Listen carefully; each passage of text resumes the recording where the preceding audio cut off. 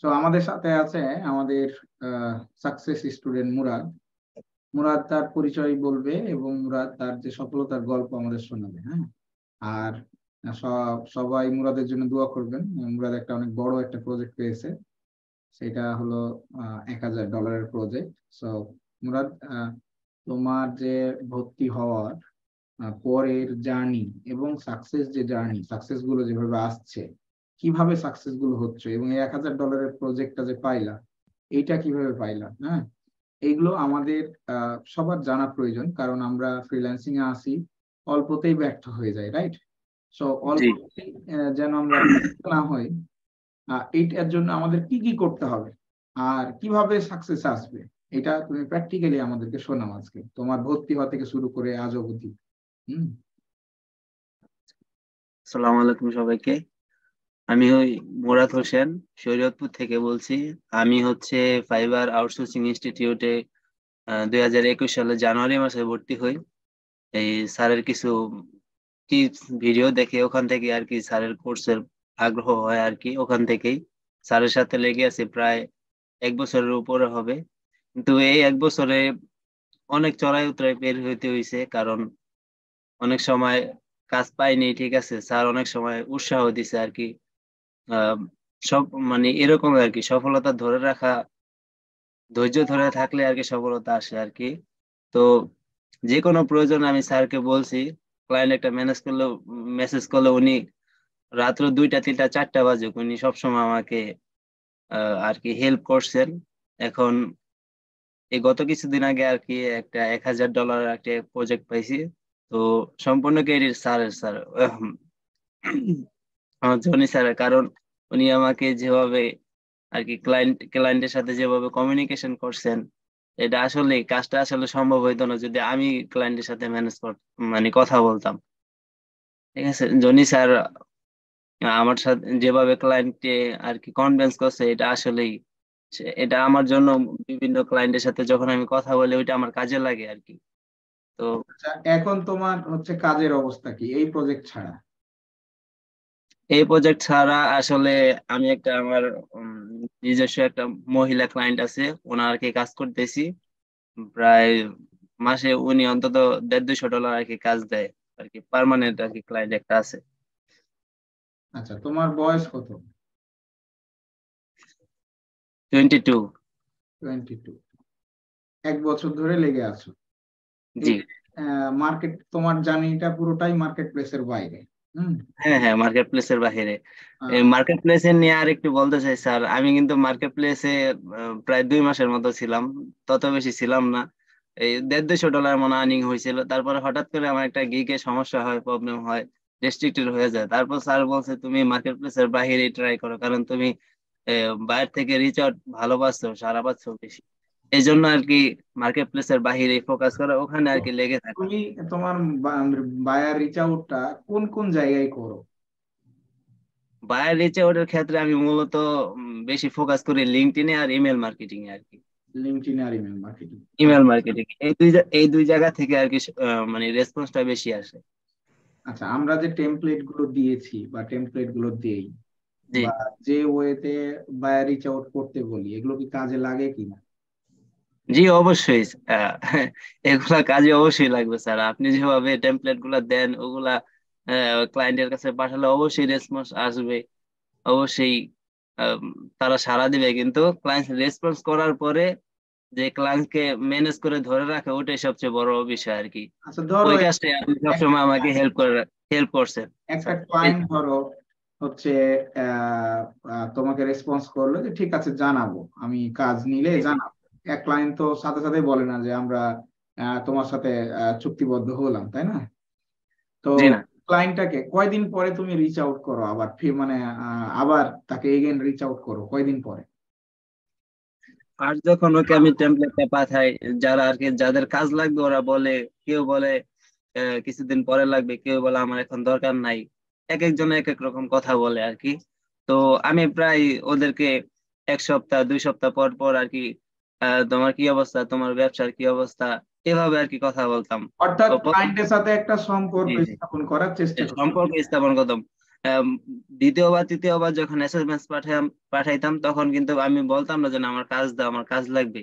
ওরা বলতাম তোমার ব্যবসার কি অবস্থা, ব্যবসা কেমন চলতেছে, এভাবে আর কি বিল্ড আপ করতে করতে তারপর হঠাৎ করে বলতে হয় মানে তুমি তো বলছিলা তোমার এই কাজটা প্রয়োজন, এখন আমি তো রেডি আছি, এখন আমার চাইলে দিতে পারো প্রজেক্টটা, এভাবে আর কি কথা একটা বলতে ক্লায়েন্ট হয়। রিচ আউট করলে সে যদি বলে যে আমার এখন দরকার নেই, তাহলে তার সাথে আগে একটা যোগাযোগ স্থাপন করতে হবে, একটা সম্পর্ক স্থাপন করতে হবে।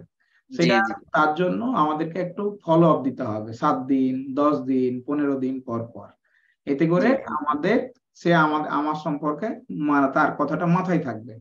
এবং আমরা কাজ পাওয়ার জন্য তাকে প্রতিদিন বলবো না যে আমাকে কাজ দাও, কাজ দাও। তাহলে আমাদের প্রথম এখানে যে বিষয়টা কি পয়েন্ট, যে we must have to focus on relation build up, হ্যাঁ, টু গেট আ সাকসেস। আমরা যে এই যে লাস্ট একটা যে কাজ পেয়েছো $1000, এই পেমেন্টটা আজকে ঢুকলো, তো এই অনুভূতিটা বলো যে $1000 প্রজেক্ট, ফার্স্ট জীবনে এত টাকা তো একসাথে পাওয়া নেই, তাই না? না স্যার, এই অনুভূতিটা সত্যি অসাধারণ স্যার, কারণ এই কাজটা প্রায় ওকে 3 মাস ধরে আপনি আর আমি মানে ফলো আপ করতেছি। 3 মাস পরে স্যার আজকে আর কি হাতে পেমেন্টটা আসলো আর কি, সত্যি অসাধারণ লাগতেছে। একটা ক্লায়েন্টকে আমরা 3 মাস ধরে দুজন মিলে ফলো আপ দিয়েছি। ওর আর আমার ভার্চুয়াল অ্যাসিস্ট্যান্ট হোয়াটসঅ্যাপের একটা গ্রুপ করা আছে, যেগুলো বিগ ক্লায়েন্ট আমাদের মনে হয় সেগুলো কি করি, আমি আরো ফলো আপ দিই। ও মাঝে মাঝে বলে স্যার কেমন আছেন, আমি মাঝে মাঝে বলি কেমন আছেন। দেখা গেল যে এই যে একটা সম্পর্ক। তো ও আমাদের বলেছিল যে আমরা হচ্ছে কাজ দিব, হচ্ছে খুব শীঘ্রই জানাবো আপনাদেরকে। হ্যাঁ তারপরে খোঁজ নাই, আমরা মাঝে মাঝে ফলো আপ দেই। হঠাৎ করে বলে কি যে একটা তোমাদের জন্য বিগ প্রজেক্ট আছে আমার কাছে। হ্যাঁ হ্যাঁ। তো এই যে কমিউনিকেশন, তো এই কমিউনিকেশনের জন্য আমরা কি উর্দুতে করেছিলাম কমিউনিকেশন না বাংলায় করেছিলাম মুরাদ? অবশ্যই ইংরেজিতে স্যার। অবশ্যই ইংরেজিতে। ক্লায়েন্টকে নভেম্বর থেকে স্যার আমরা ফলো আপ করতেছি, অবশেষে ফেব্রুয়ারিতে এসে কাজটা পেলাম আর কি। আচ্ছা, তাহলে নভেম্বর থেকে ফলো আপ করে ফেব্রুয়ারিতে কাজ পেলাম, এবং ধরে নেন যে আপনি 3 মাস ফলো আপ দিয়ে মাসে 30,000 করে ইনকাম করেছেন, তাই কি না? $1,000 মানে কি 1 লাখ টাকা। তাহলে 3 মাস ফলো আপ দিয়ে আপনি পেলেন 30,000 করে বেতন। তাহলে আমরা যদি সঠিক ওয়েতে ক্লায়েন্টের সাথে কথা বলি এবং ক্লায়েন্ট ম্যানেজমেন্ট করি, তাহলে যে বড় প্রজেক্ট পাওয়া যায়, এটা শুধু এই একটাই প্রজেক্ট নয়, ইনার অনেক কাজ আছে সামনে, হ্যাঁ। সো তাকে আমরা সোশ্যাল মিডিয়া অ্যাডস এর কাজ দিতে পারবো, ইউটিউব প্রমোট করে দিতে পারবো, গুগল অ্যাডস এর কাজ করে দিতে পারবো। তাহলে এই অফার গুলো আমাদের এখন দিতে হবে মুরাদ, ঠিক আছে? যে জি জি। যদি চাও তাহলে আমরা এই কাজগুলো তোমাকেও আরো দেবো তোমার বিজনেসটাকে গ্রো করার জন্য। So, একটা ক্লায়েন্ট কিন্তু স্পেসিফিক একটা কাজের জন্য আসে না। সাপোজ আমি যে মহিলা ক্লায়েন্টের সাথে কাজ করি, উনি শুধু প্রথমে আমাকে বলছে, একটা লিস্ট দিছে, ওখান থেকে শুধু পার্সোনাল ইমেল গুলো বের করতে হবে।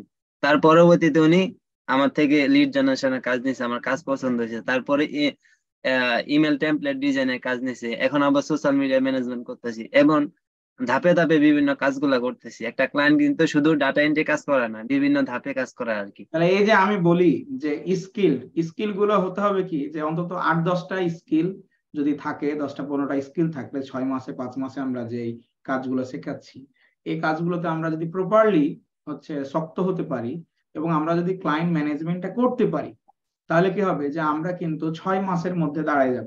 তুমি প্রথম 3-4 মাস কাজ পাওনি, ভালো মোটামুটি শিখেছো, তারপরে আস্তে আস্তে আমার টাচে ছিলা। আমি বলি যে সমস্ত স্টুডেন্টরা শিক্ষকের টাচে থাকে তাদের একাডেমিক লাইফে, তারা এটা হয় ফ্রিল্যান্সিং হোক বা একাডেমিক লাইফ হোক, তারা কিন্তু ভালো রেজাল্ট করে। এই ভালো রেজাল্ট করার কারণ হচ্ছে টিপস। হুম, যে স্যার আমি এটা এখন কি করব, এটা কি করা উচিত, এটা কি করা উচিত। কারণ মেন্টররা বা টিচাররা তাদের প্র্যাকটিক্যাল এক্সপিরিয়েন্স গুলো ওই সমস্ত স্টুডেন্টদের সাথে শেয়ার করে, যে এইখানে এই অবস্থা হবে। যেমন আমার কথাই বলি, ভিডিওটা একটু বড় হচ্ছে যারা দেখবে। তো আমি আমার জীবনে আমি হচ্ছে যাই করি না কেন, আমার ইংলিশটা ফোকাস ছিল বেশি, যে আমি ইংলিশটা শিখবো। হ্যাঁ, আমি ইংলিশ একদম ফনেটিক্স, ইংলিশে হচ্ছে লিটারেচার আমি পারি না, আমি হচ্ছে কিন্তু কমিউনিকেশন পারি। আমার কাজের জন্য কি দরকার, কমিউনিকেশন দরকার, তাই কি না? আপনি ইংলিশ দিকে তো আর সাহিত্য রচনা করছেন না, আপনি বায়ার কমিউনিকেট করবেন, আপনি ভাষা শিখছেন। তাহলে এই যে কমিউনিকেশনটার কারণে আজকে আমাদের ক্যারিয়ার কিন্তু দাঁড় হয়ে যাবে।